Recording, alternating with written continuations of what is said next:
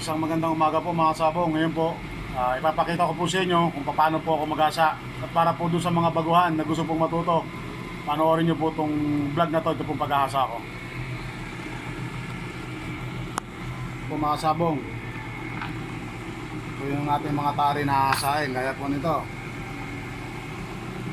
Tamang paglapag ko mga kasabong, sa gitna, dulo, yan po mga sabong, ganyan. Sa gitna, papuntang puno, papuntang dulo mga kasabong. Ayan. Ganyan po mga kasabong ang tamang tamang pag-ahasa mga kasabong. Sa mga gusto ng mga maker, na mga gustong mag-aral maghasa, kagaya ko.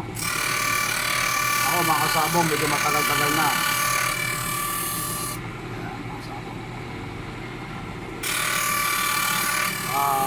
Tuturo ko rin sa inyo sa kasabong kung paano nyo malalaman kung matalas na o yung matalas o mapurol pa ang tari ninyo. Mga kasabong, malalaman ninyo yan pag matalas na, pag hinarap nyo sa ilaw, ganyan mga kasabong. Harap nyo sa inyo, pag nakita nyo maputi na siya at saka yung yung malinaw na, wala nang mga gas, ibig sabihin matalas na yan mga kasabong.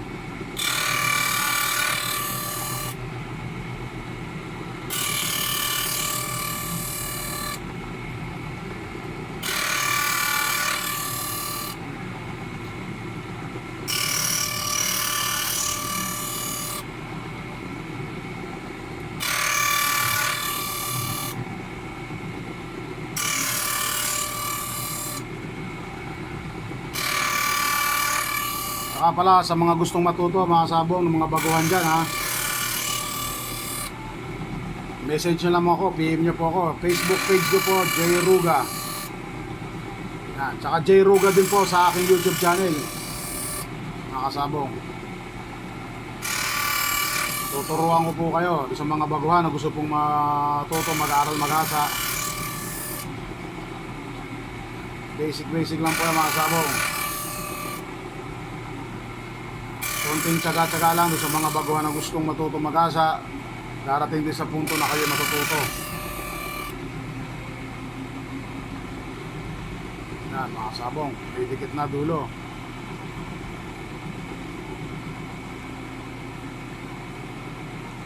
Yan mga sabong.